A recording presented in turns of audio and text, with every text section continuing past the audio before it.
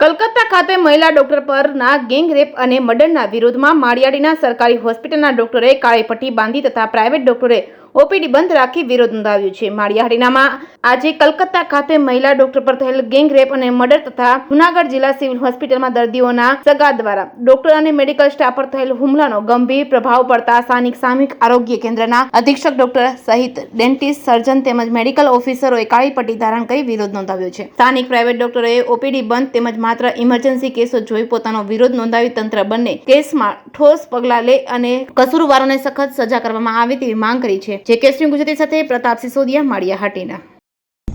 હું doctor Kishan Godasara, Maliyahatina general practitioner association વતી જે કલકત્તા ડૉક્ટર ઉપર થયેલા હત્યા અને ગેંગરેપ તથા જૂનાગઢ સિવિલના સ્ટાફ અને ડૉક્ટર ઉપર થયેલા હુમલા બાબત જે કાર્યવાહી સરકાર કડકથી કડક સજા આપે અને પકડે એ બાબતે અમે હડતાલમાં આજે જોડાયેલ છીએ।